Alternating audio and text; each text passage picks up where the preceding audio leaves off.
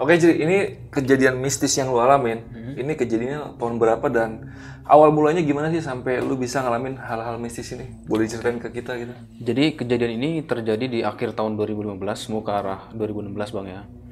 Awalnya itu gue kan cari kosan karena gue dipindahin nih kerja di daerah Jakarta Barat waktu itu, dan itu gue harus pindah kos lah intinya yang deket kan.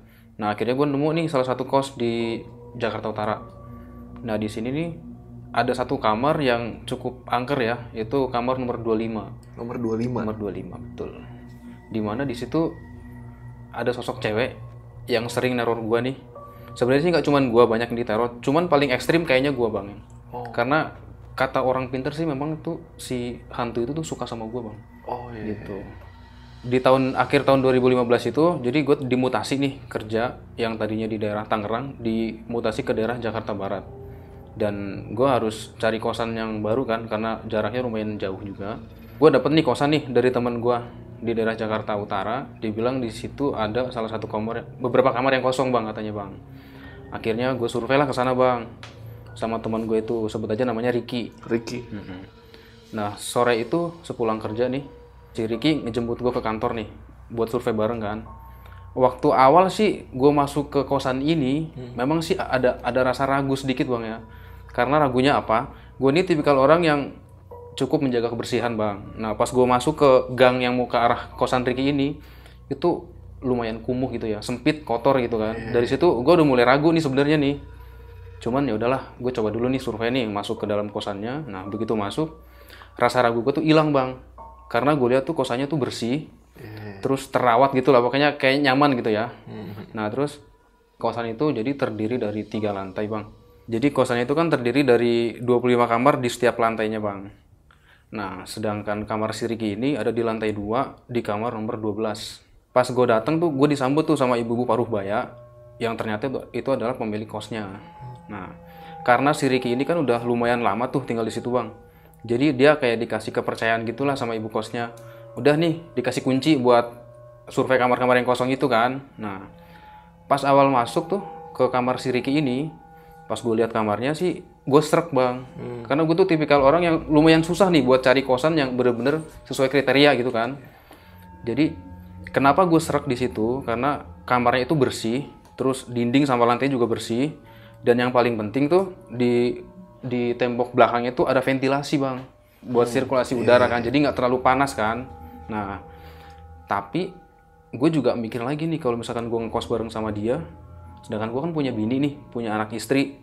Nanti kalau misalkan sewaktu-waktu mereka datang nih ke Jakarta gitu kan dari kampung kan, gue bingung tuh gimana nampung mereka gitu kan. Akhirnya ya udahlah yuk kita survei ke kamar-kamar yang kosong gitu kata si Ricky. Udah kita ngelewatin tuh lorong demi lorong. Itu kosannya kan lumayan gede ya, 25 kamar. Jadi tuh banyak lorong-lorong kayak rumah sakit gitu sih kesan awal pas gue datang ke situ. Jadi ada banyak lorong gitu. Singkat cerita, udah kita masuk ke lorong yang satu sebelahnya kamar si Ricky tuh, lorong nomor 1 lah itu ya. Di situ memang ada beberapa yang kosong, tapi nggak ada yang serp bang. Sama gue nggak tahu kenapa nggak ada yang serp gitu kan. Akhirnya sampailah di kamar nomor 25 tuh, kamar terakhir di lantai 2 itu. Nah pas gue ngelewat ke situ, entah kenapa nih gue rasanya tuh kayak tertarik nih sama kamar ini nih gitu kan. Walaupun itu kamar nggak ada ventilasi kayak di kamar Ricky itu, tapi gue ngerasa adem di situ bang. Beda sama kamar-kamar sebelah yang kosong itu. Di situ paling adem. Gue juga bingung kok bisa adem di sini gitu kan. Nah terus di sebelah kamar nomor 25 ini, jadi itu ada kamar mandi. Ada kamar mandi kan di sudut bang. Ada kamar mandi, di sebelah kamar mandi itu ada dapur umum. Jadi kosan ini nih di setiap lantainya memang ada dapur umum untuk para penghuninya gitu, lengkap dengan fasilitas kompor segala macem gitu ya. Nah udah, jadi singkat cerita malam itu gue masih bimbang nih bang nih, apakah gue pengen nempatin nomor 25 atau mau bareng sama Ricky nih. Tiba-tiba malam itu kan gue kayaknya udah males pulang lah, pengen nginep di rumah Ricky tuh, di kamar Ricky. Si Ricky nyetuk, nggak apa-apa mas, di sini aja bareng sama gue gitu katanya. Kan kita bisa lebih irit gitu kan. Namanya kita kan perantau bang ya, maklum lah ya. Pasti pengen cari yang irit, yang murah gitu kan. Karena harga kosannya berapa tuh di situ? Murah, cuman gope waktu itu tahun 2015. Jadi 2,5 berdua. Ya gitu kan. Nah singkat cerita tuh malam itu gue masih agak bimbang, tapi ya udahlah, apa boleh buat lah, gue coba dulu tinggal di sini gitu kan, di kamar Ricky ini berdua untuk menghemat kan. Udah tuh akhirnya gue 2 hari kemudian gue pindah ke situ kan. Gue jadi penghuni baru tuh di kosan Ricky itu. Di kamar 25. Bukan, di kamar 12 bang. Gue Masih di tempatnya Ricky dulu. Iya, jadi gue belum kepikiran pengen nempatin nomor 25 itu karena apa namanya tadi yang faktor biar berdua lebih murah itulah ya. Udah, singkat cerita sebulan 2 bulan tuh belum ada kejadian apa-apa nih bang nih. Sampai suatu malam nih sepulang kerja nih ya. Jadi gue tuh sekitar jam 7 malam gue pengen mandi bang. Tapi kamar mandi di koridor kamar gue tuh penuh semua, kan ada 2 tuh kamar mandi penuh semua, lagi ada yang mandi di situ. Mau nggak mau gue harus cari kamar mandi lain kan. Nah akhirnya gue ke kamar mandi yang deket nomor 25 itu bang. Di sana itu ada 3 kamar mandi. 2 juga. Nah yang satu lagi isi juga.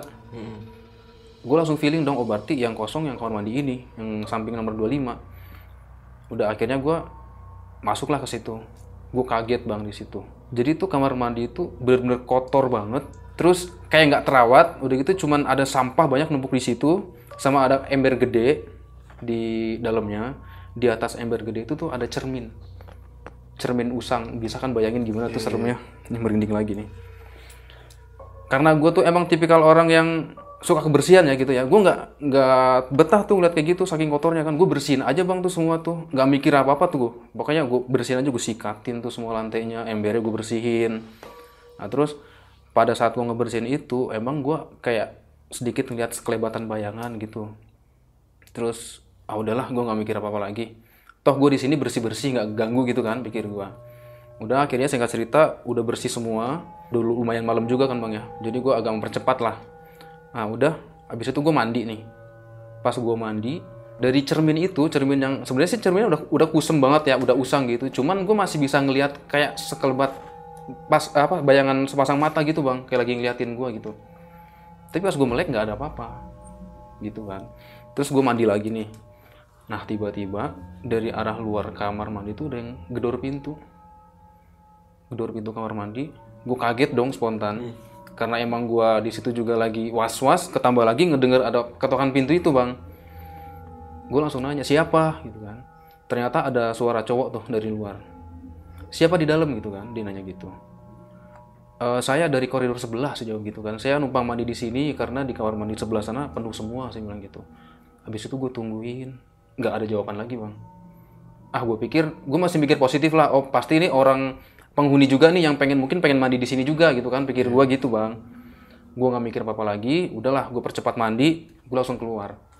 Begitu keluar, gue ngeliat nih ada orang di situ, kan namanya lorong kan, kadang-kadang tuh ada orang yang lagi santai di situ gitu kan. Nah itu orang-orang tuh kaget ngeliat gue gitu kan. Gue pikir kenapa nih orang ya, kok pada kayak heran gitu kan. Salah satu orang nanya, Mas mandi di situ gitu kan. Iya mas itu kan. Terus orang itu kayak nggak jadi ngelanjutin ucapannya gitu, kayak emang kenapa? Gue pengen nanya sebenarnya emang kenapa gitu kan? Mungkin ini orang kaget karena ngelihat gue penghuni baru gitu ya, belum kenal lah gitu.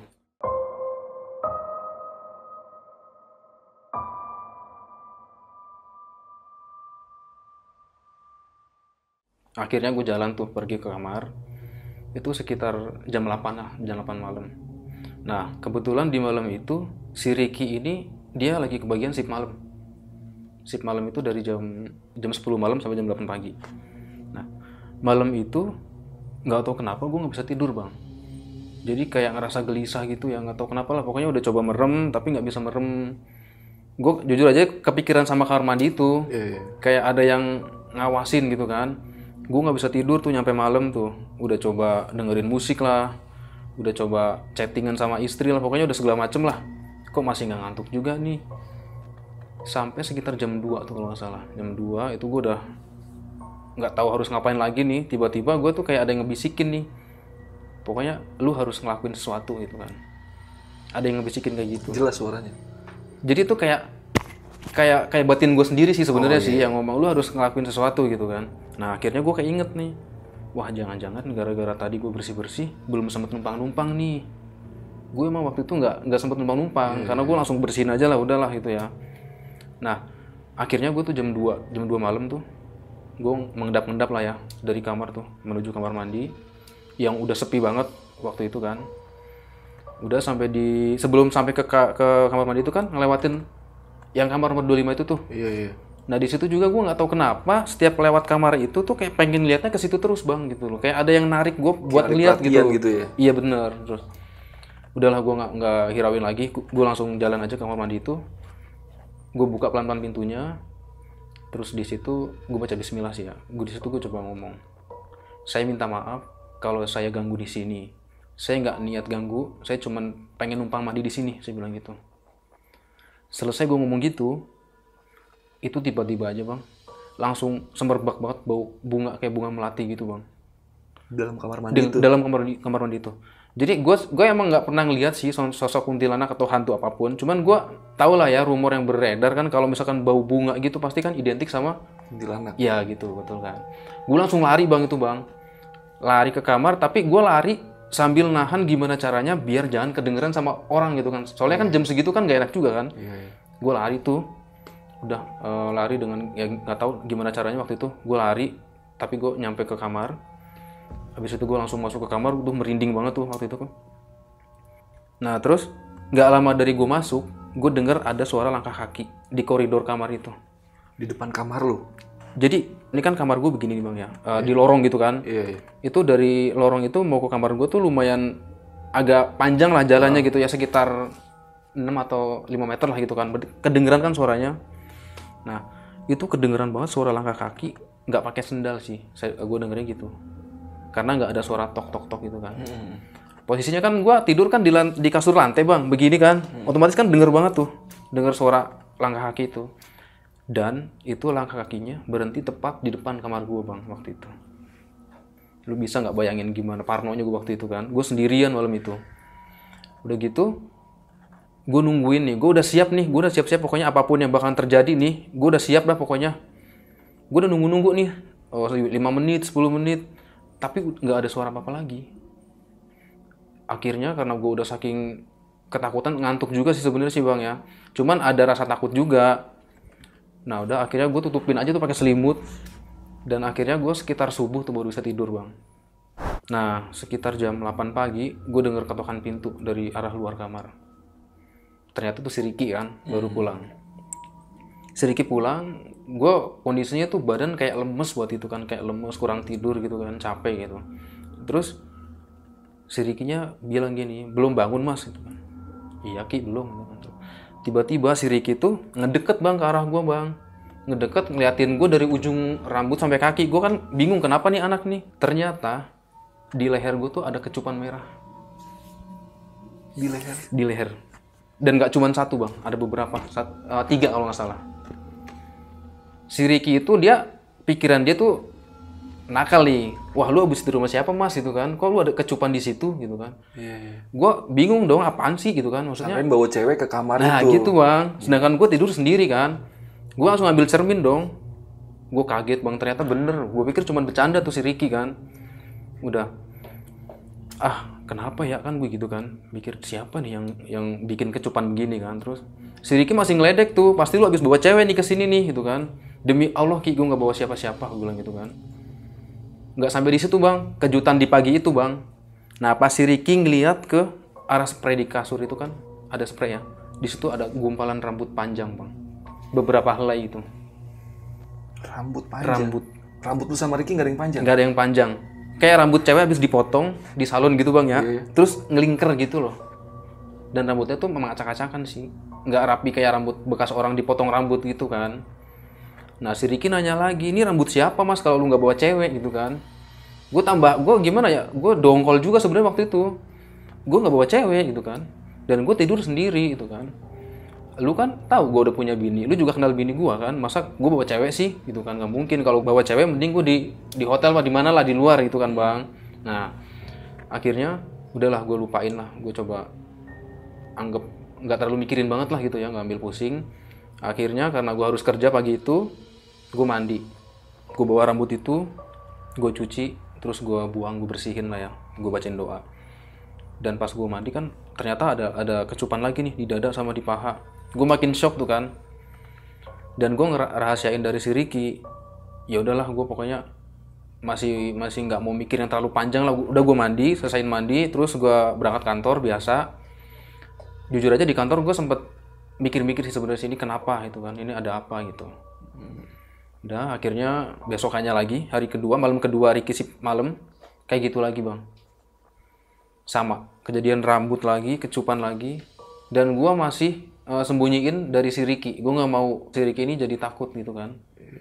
Pokoknya kejadian ini selama seminggu, selama si Ricky masuk malam itu.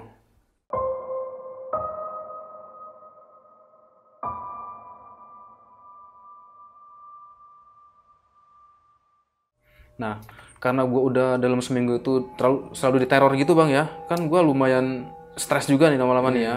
Nah, pas hari Sabtu itu, gue mutusin buat main ke rumah kakak gue nih di Kamal, buat refreshing lah.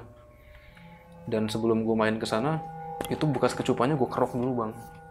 Jadi biar kayak orang habis kerokan gitu. Disamarin lah Disamarin. ya. Karena gue nggak mau kakak gue ngeliat nih kenapa nih kok ada tanda merah di sini gitu kan. Udah akhirnya itu hari Sabtu malam minggu gue nginep di rumah abang gue tuh ya. Gue iseng nih calling si Ricky. Ricky kan waktu itu kan udah nggak sip malam nih. Gue nanya, Ki gimana kosan aman gitu kan? Aman, nggak ada apa-apa gitu kan. Ya udahlah, gue lega tuh ya. Udah akhirnya gue balik lagi tuh ke kosan itu. Si Ricky kan posisinya sip pagi, jadi gue tidur bareng berdua. Selama kita tidur berdua tuh nggak pernah ada gangguan apapun. Dari situ gue mulai menyimpulkan bang, berarti mungkin ini yang diteror emang gue gitu kan, bukan si Ricky. Sebulan 2 bulan lah pokoknya semenjak kejadian itu kan selalu berlangsung ketika si Ricky masuk sip malam, itu masih berlanjut terus bang. Gue lama-lama capek bang, jujur aja gue capek, terus takut juga nih kenapa nih gitu. Nah akhirnya gue datengin orang pinter. Lu ke orang pinter? Ke orang pinter. Dan itu cerita ini tuh gue keep sendiri sebenarnya sih. Gue nggak cerita ke ibu kos ataupun ke penghuni tetangga sebelah gitu. Cuman gue telan sendiri gitu. Nah udah gue ke orang pinter. Sebut aja namanya Pak Umar ya. Jadi sore itu gue sepulang kerja, gue datangin ke salah satu orang pinter di masih daerah situ juga sih. Terus gue ngobrol sama beliau, katanya si penghuni ini memang dia tuh suka sama gue katanya bang. Penghuni kamar mandi atau? Jadi penghuni kamar mandi ya, yang tadi yang si kuntilanak itu. Jadi katanya wajah kamu tuh ngingetin sama mantan dia katanya gitu. Gue nggak tahu ya itu bener apa enggak, tapi gue langsung merinding banget pas diceritain gitu bang. Terus akhirnya gue minta tolong lah sama Pak Ustadz itu kan, gimana caranya biar gue jangan diteror gitu. Gue udah capek gitu kan. Akhirnya gue dikasih air putih 1 botol sama garam kasar. Nah kata si Pak Umar ini garam ini nanti malam selepas maghrib kamu taruh di pojokan kamar gitu kan, di pojokan kamar. Terus air ini nanti kamu sirami di kamar mandi. Oh ya satu lagi, gue juga dikasih secari kertas itu isinya kayak bacaan-bacaan Arab gitu ya. Ya jadi gabungan antara kayak ayat-ayat pendek gitulah gitu ya. Udahlah pokoknya akhirnya gue terima dan gue lakuin semua yang dia suruh kan. Itu pas habis maghrib garam gue sebarin di pojokan kamar 4. Nah yang air ini jujur aja gue tuh gimana ya, agak-agak ngeri juga. Gue udah trauma banget masuk ke kamar mandi itu lagi bang. Tapi mau nggak mau gue harus ngelakuin itu kan. Udah gue jadinya jalan tuh ke kamar mandi itu malam itu habis maghrib. Gue buka pelan-pelan tuh pintu kamar mandinya. Gue tuh udah gimana ya, udah merinding banget lah pokoknya. Udah keinget yang kejadian yang kemarin itu kan. Udah gue baca tuh doa-doanya, langsung gue guyurin semuanya itu. Akhirnya gue langsung lari bang. Gue nggak mau lama-lama di situ. Nah abis dari kejadian itu, abis dari gue bacain doa itu ya, itu emang sama sekali nggak ada teror lagi bang. Kecupan-kecupan itu udah nggak muncul. Udah nggak muncul lagi. Rambut juga udah nggak ada lagi bang. Itu lumayan lama sih ya, sekitar 3 bulanan lah. Itu nggak muncul lagi.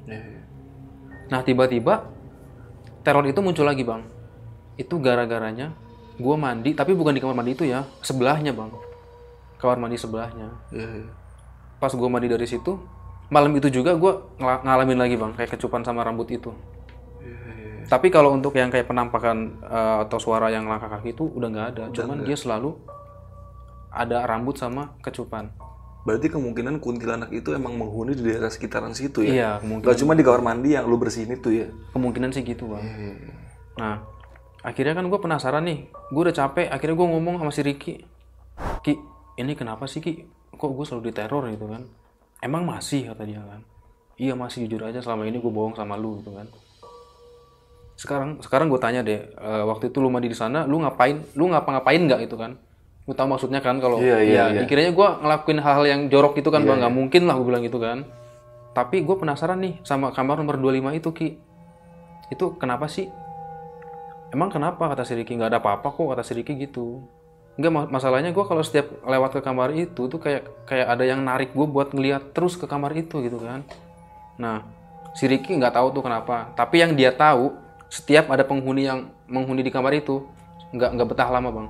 Paling seminggu, 2 minggu, sebulan pasti langsung dia kabur. Dia pindah lah ke kamar lain gitu kan. Suatu malam nih bang nih, gue jam 1 malam kebangun. Tapi bukan karena teror ya. Jadi gue tuh pengen sholat malam, gue pengen biar jangan diganggu lagi gitu kan.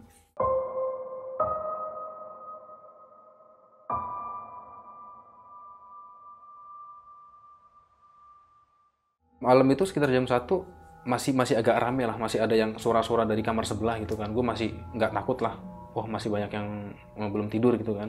Udah gue langsung sholat. Nah pas sholat itu, sehabis sholat gue kayak ngerasa nggak tahu nih tidur apa enggak nih, gue bingung nih bang nih. Jadi kan gue masih di atas sajadah bang, tapi kayak gue lagi tidur gitu loh, kayak raga gue di sini, tapi gue kayak lagi kemana gitu, nggak tahu jiwanya lagi kemana gitu kan.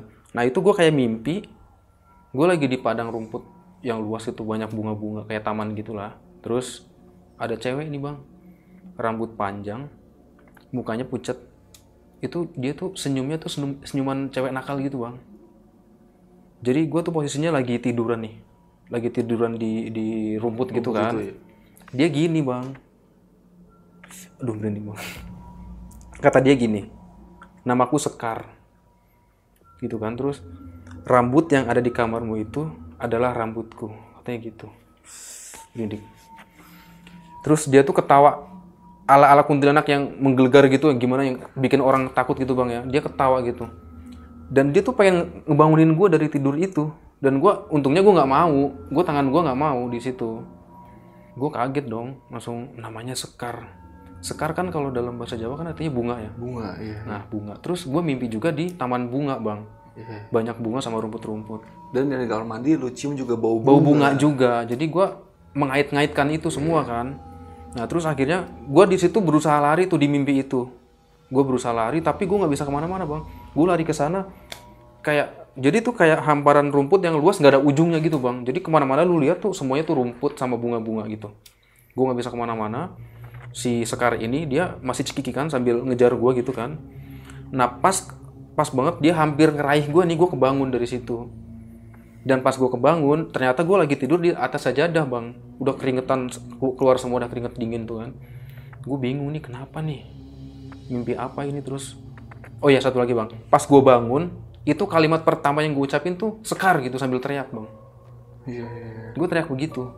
Gue udah ketakutan banget tuh jujur ya. Ini berarti ada apa-apanya di kamar nomor 25. Kalau nggak di kamar mandi ini nih. Gue coba cari tahu nih.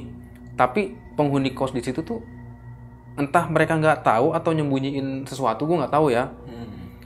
Gue juga mau nanya ke ibu kos, gue nggak enak bang, karena gue di situ kan ya masih baru lah ya, belum terlalu akrab gitu kan. Nah udah akhirnya mimpi ini nih bikin gue tuh kayak pengen ke orang pinter lagi bang. Ya kan, gue pengen ke orang pinter lagi nih, sebenarnya kenapa itu kan? Dia maunya apa dari gue itu kan? Gue udah minta maaf kalau emang gue salah di sini, udah ngebersihin tempat dia atau gimana. Pokoknya gue udah minta maaf lah intinya. Kok kenapa gue masih diteror gitu kan? Gue ke orang pintar tapi bukan Pak Umar, beda lagi. Ini orang pintarnya ustadz atau orang pintar yang dukun? Enggak, dia ustadz. Nah yang satunya lagi ini dia di daerah Kamal bang, bukan daerah Jakarta Utara dekat kosan itu. Jadi gue adalah di sana di Kamal. Yang gue heran, yang namanya juga orang pintar kali ya bang ya. Tanpa dia pernah ke situ, dia tahu letak kamar gue di sini, kamar mandi di sini, ini di sini gitu kan. Nah, karena gue nggak dapat informasi yang valid di kosan itu tuh sebenarnya ada apa tuh di nomor kamar nomor 25 itu, baik dari penghuni ataupun dari ibu kos. Gue pengen cari tahu dari orang lain, yaitu dari orang pintar ini, yang orang Kamal ini bang. Terus dia bilang, katanya dulu tuh memang di kamar 25 itu ada cewek yang tinggal di situ. Dan dia itu hamil bang. Terus dia bunuh diri di kamar mandi sebelahnya itu. Gitu. Dan katanya memang itu cowoknya tuh agak mirip sama gue katanya gitu. Gue langsung merinding bang kan waktu itu kan. Gila ini. Kok bisa ya gitu kan. Akhirnya kan sebenarnya gue udah pengen pindah banget dari situ. Tapi sama si orang pintar yang ini gue dikasih saran sih. Maksudnya nggak usah takut sama yang beginian gitu kan. Sebenarnya makhluk-makhluk begitu kan nggak sempurna lah ya. Kita kan sebagai manusia lebih sempurna gitu kan. Nggak usah takut. Yang penting doa aja gitu kan. Kalau mau tidur berdoa aja gitu kan. Berserah diri gitu kan. Akhirnya gue bertahan bang di situ bang. Bertahan sampai setahun, 2 tahun. Ya gue hampir selama 2 tahun itu hampir selalu ada teror. Yang paling sering sih rambut itu. Ya, kurang lebih seperti teror-teror yang lu alamin tadi lah. Iya, memang sih gue nggak pernah ditampakin secara real, nyata depan mata ini sosoknya kayak gini. Nggak pernah memang. Cuman lebih sering lewat mimpi ataupun lewat ya rambut sama kecupan itu. Akhirnya karena emang gue udah nggak tahan lagi nih, gue pengen pindah dari situ. Gue rasa 2 tahun tuh cukup lah di situ buat mengalami teror yang se-ekstrim ini kan dalam hidup gue tuh baru kali ini bang soalnya bang teror kayak gitu. Akhirnya udahlah, gue pindah dari situ. Dan si Ricky juga mutusin buat pindah juga, walaupun dia nggak diteror. Ya jadi ya gitu bang, kurang lebih ceritanya.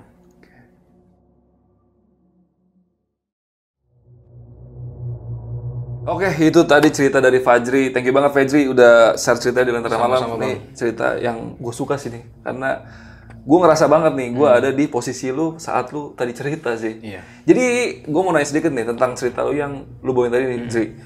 Untuk pertanyaan pertama, untuk terakhir kali lu dengar kabar kosan itu, nomor 25 itu ada yang huni nggak sih? Atau terakhir kali lu pindah akhirnya, selama lu tinggal situ 2 tahun, ada nggak sih yang huni kamar 25 itu?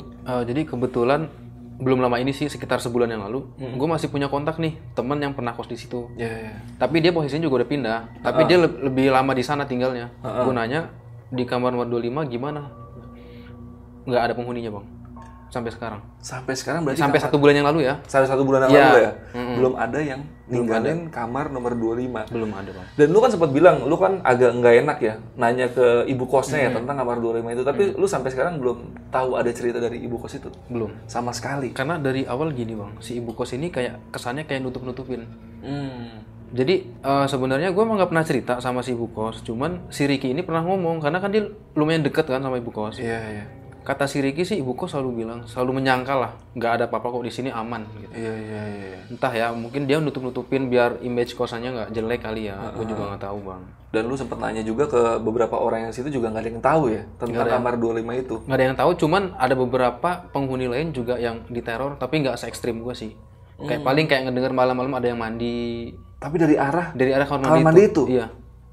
Dan mereka tuh kayak keep silent gitu loh bang. Jadi ini kosan gue kan kayak orangnya tuh pada cuek-cuek gitu loh bang, kayak satu sama lain tuh cuman paling pulang, masuk ke kamar, berangkat kerja, udah gitu aja, nggak pernah negur satu sama lain gitu loh. Karena cuma untuk transit tidur aja ya, nggak buat bersosialisasi gitu ya. Gitulah bang kira-kira. Untuk masalah yang lu lagi sholat tahajud nih, Jri, lu kan sempet, ini lu masih ini ya, ibaratnya, gue mungkin kalau dengar cerita lu ini kayaknya lu emang mimpi aja, pas lagi sholat tahajud itu ya, lu karena mungkin lu ketiduran kali di sajadah itu. Lu bisa deskripsiin nggak sih wajah dari si Sekar ini kayak gimana gitu? Jadi sebenarnya sih dia cantik bang, dia mukanya cakep ya, warnanya kulitnya putih gitu. Cuman senyumnya itu kayak senyum-senyum yang nakal tapi nyeremin gitu loh bang. Iya. Dan kulitnya pucat ya tadi. Kulitnya pucat. Terus tangannya juga pucat. Tangannya pokoknya badannya semuanya putih pucat gitu bang. Terus dia juga pakai baju warna putih panjang, rambutnya sebahu, lurus rambutnya. Itu kira-kira rambut yang sebahu itu sama nggak kayak rambut yang lu temuin di kamar atau lebih panjang yang di kamar? Kurang lebih sama sih. Kurang lebih sama segitu. Karena dia juga di mimpi itu dia bilang itu rambut saya bener. gitu. Tadi dia ngomong gitu. Kan, ya di kamar kamu itu adalah rambut saya. Sambil dia ketawa cekikan gitu bang. Tapi lu ngeliatnya itu lebih mirip ke manusia apa bener-bener sosok kuntilanak yang di mimpi lu? Lebih mirip ke manusia sih. Tapi manusia yang mukanya pucat banget. Iya. Kayak gitulah. Dan mungkin kalian yang lebih tahu boleh komen di bawah kalau orang nyium bau-bau melati ya atau bunga kenanga gitu ya. Iya. Itu benar nggak kalau ada kuntilanak yang datang? Karena gue dengar juga beberapa cerita emang kalau kita tiba-tiba nyium bau bunga itu tapi nggak ada tanaman di dekat situ, itu ya kemungkinan besar perempuan itu datang. Miss kuntilanak. Gila. Jadi sama yang dia meninggal itu berarti meninggalnya dia tinggal di kamar 25, hamil gantung diri atau apa meninggal? Dia bunuh dirinya sih kurang spesifikasi ya, gue nggak tahu. Apa dia ditusuk apa gimana? Iya. Tapi sih masih ada hubungannya sama cowoknya. Yang jelas gitu, ditinggalin gitu kan. Ditinggalin cowoknya, terus dia bunuh diri, tapi entah dia bunuh diri nusuk pakai pisau atau digantung diri, nggak tahu sih. Iya, pokoknya Pak Ustadznya cuma ngomong, Iya. dia bunuh diri aja Iya. di kamar mandi yang lu bersihin itu. Iya benar. Gila sih, cuman emang kalau penghuni itu radiusnya ya nggak cuma situ aja, biasanya sekelilingnya pun orang bakal ngerasain gitu. Iya benar bang. Dan kosan itu sampai sekarang masih ada kosannya. Masih ada bang. Ya, silakan Anda cari sendiri kosannya di mana.